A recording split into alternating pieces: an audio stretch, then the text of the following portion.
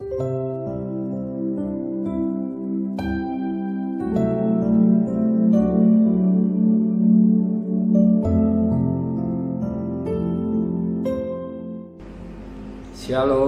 pagi bersama tundukkan kepala, pejamkan mata sejenak. Tiada kata yang manis selain ucapan syukur pada Bapa di surga buat anugerah-Mu yang begitu limpah, dan kami ada sebagaimana ada karena Engkau. Terima kasih buat pembiayaan yang Kau berikan sepanjang malam, dan kami boleh bangun tubuh yang sehat. Dan sebelum kami mengadakan aktivitas lain, kami adakan mesbah keluarga, mesbah pribadi, kami boleh naikkan pujian penyembahan, dan kami rindu untuk mendengarkan renungan firman-Mu. Roh Kudus mengurapi kami, dan lembutkan hati kami, sehingga butir firman-Mu menjadi berkat buat kami. Sekalipun sikat, tapi firman-Mu menjadi kekuatan, jawaban, penghiburan, pencelikan, pengajar dalam hidup kami. Dan kami juga boleh naikkan doa syafaat kepada Tuhan. Haleluya, amin. Shalom, pagi. Mari sama-sama kita akan membuka firman Tuhan, Roma pasal 7. Roma pasal 7 ayat yang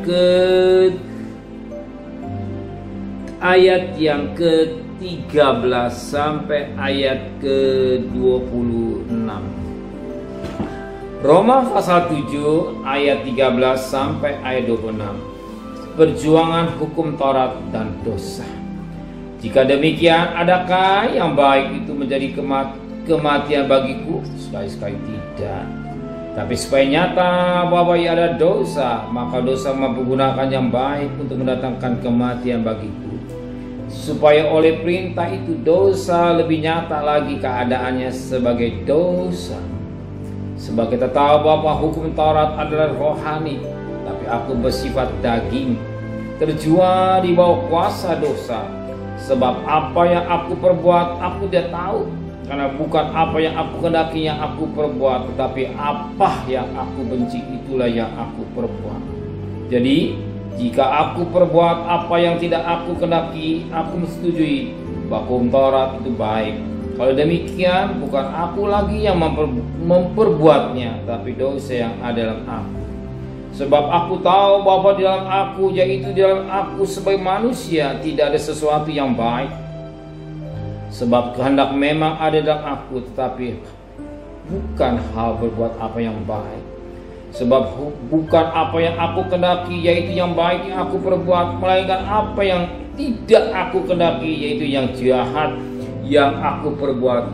Jadi jika aku berbuat apa yang tidak aku kehendaki, maka bukan lagi aku yang memperbuatnya, tapi dosa yang di dalam aku. Demikian aku dapat hukum ini, jika aku menghendaki berbuat apa yang baik, yang jahat itu ada padaku. Sebab di dalam batinku aku suka akan hukum Allah, tapi dalam anggota-anggota tubuhku aku melihat hukum lain yang berjuang melawan hukum akal budiku, dan membuat aku menjadi tawanan hukum dosa yang ada di dalam anggota-anggota tubuhku. Aku manusia celaka, siapakah yang akan melepaskan aku dari tubuh maut ini? Syukur kepada Allah oleh Yesus Kristus Tuhan kita. Jadi dengan akal budiku aku melayan hukum Allah, tetapi dengan tubuh insanku aku melayan hukum dosa. Puji Tuhan. Kita perhatikan mutiara yang indah lagi, di mana saat itu Paulus berbicara pada sidang di Roma mengenai kesaksian hidup. Mengapa dia menulis dan Roma ini? Pada sidang di Roma, dia tahu dirinya siapa, sebab dalam tubuhnya ada sesuatu hukum yang lain. Dia ingin melakukan yang baik, tapi yang jahat. Dosa sudah menguasai dalam hidupnya. Sebagaimana kalau dikatakan dalam firman Allah pada ayat yang ke-17, Kalau demikian bukan aku lagi yang membuatnya, tapi dosa yang ada di dalam aku. Ya, Paulus begitu jujur. Dia jujur, bukan aku lagi yang memperbuatnya, tapi dosa yang dalam aku. Betapa hebatnya dosa. Kalau orang dikuasai oleh dosa, dia ingin berbuat yang baik, tapi dosa dia bisa tetap mengendalikan dirinya, karena dia terikat dengan hukum dosa. Terikat dengan hukum dosa. Betapa hebatnya kalau manusia terikat dengan dosa, dikuasai dosa. Apa dipikirkan dosa, apa direncanakan dosa, apa dia angan-angan dosa. Bahkan Amsal pengkhotbah katakan firman Allah, dia belum bisa tidur kalau belum bisa merasakan yang jahat, karena hidup dikuasai apa dikatakan hukum dosa. Harus berbuat yang baik, maka dikatakan kalau demikian bukan aku lagi yang memperbuatnya, tapi dosa yang ada di dalamnya. Ya. Sebagaimana dikatakan ayat 15, sebab apa yang aku perbuat aku dia tahu, karena bukan apa yang aku kehendaki yang aku perbuat, tapi apa yang aku benci itulah yang aku perbuat. Apa yang kita benci itu dosa. Betapa kita perlu dibebaskan oleh kuasa darah Yesus. Betapa kita perlu hati kita dikuasai oleh Roh Kudus yang menguasai hati dan pikiran kita. Siapa saja kalau hidupnya belum dikuasai Roh Kudus, dosa dikuat dalam hidup mereka. Maka jangan kaget begitu orang mereka keluar dari penjara kembali lagi berbuat dosa. Apa di penjara enak tidak? Apa dipukulin enak tidak? Tapi ada sesuatu yang menguasai itulah dosa. Maka dikatakan dalam firman Tuhan pada ayat yang ke-19, sebab bukan apa yang aku kehendaki yaitu yang baik yang aku perbuat, melainkan apa yang tidak aku kehendaki yaitu yang jahat yang aku perbuat.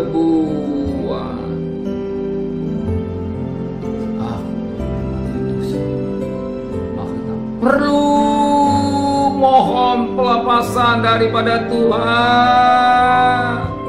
Kita mohon pelepasan dari Tuhan. Jangan dosa menguasai dalam hati, pikiran sampai angan-angan kita. Biar darah Yesus menyucikan pikiran kita. Kita harus kembali pada salib Yesus. Di kayu salib itu Yesus katakan, dalam tiga terkutuklah oleh kayu yang tergantung hati dosa dipikul oleh Tuhan. Kembali beriman kepada mohon pelepasan darah Yesus. Mohon pelepasan darah Yesus. Mohon pengampunan darah Yesus. Mohon kemerdekaan darah Yesus. Di kayu salib, darah yang menyucur mengampuni dosa setiap pribadi yang datang kepada Dia. Sebab apa? Supaya dosa tidak berkuasa hidup kita. Supaya dosa tidak berkuasa hidup kita. Maka Alkitab menulis pada ayat yang ke-25, syukur pada Allah oleh Yesus Tuhan, Yesus Kristus Tuhan kita.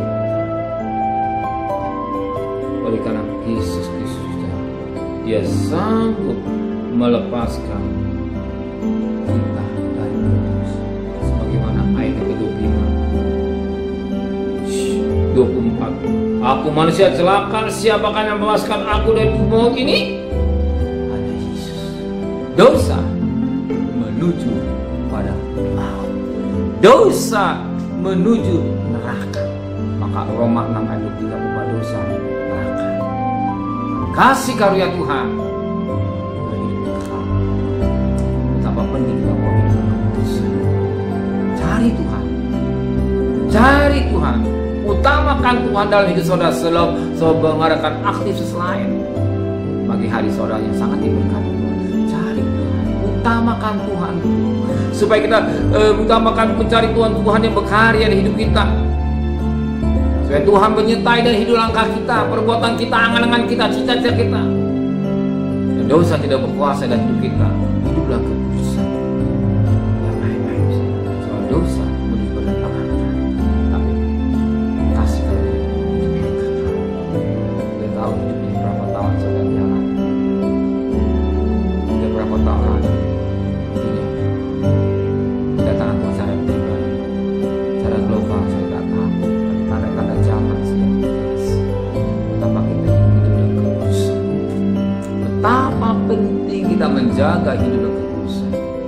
Saudara butuh uang, saudara bekerja, tapi apa yang kita pikirkan, uangnya semua terang firman. Kita perhatikan terang firman Allah, dia juga tahu kebutuhan saudara. Dia tahu kebutuhan saudara, dia tahu masalah saudara. Terimalah dalam iman, berkat Tuhan sudah sedia buat saudara. Ingat, Mazmur 127 ayat 2, waktu malam Tuhan sudah sediakan. Ingat 1 Korintus 16 ayat 20. 1 Korintus 16 ayat 22. Terkutuklah orang yang tidak mengasihi Tuhan. Berarti kalau kita mengasihi Tuhan pagi hari, bukan kutuk, berkat. Ingat 1 Korintus 16 ayat 20. Camkan 1 Korintus 16 ayat 2. Saudara yang mengasihi Tuhan berarti saudara hidup bayang-bayang berkat. Amin. Saudara mengasihi Tuhan, saudara hidup bayang-bayang berkat. Saudara mengasihi Tuhan, saudara bayang kutuk seni pikul Tuhan dicol kita. Kita terima dengan iman berkat Tuhan setiap berkat jasmani, berkat rohani. Yang sifatnya berkat rohani, jasmani juga akan mengikuti saudara. Amin. Bapa, inilah keberadaan kami. Biar kami menjadi anak-anak-Mu yang bebas dari kutuk dosa, dari ikatan dosa, hukum dosa, oleh kuasa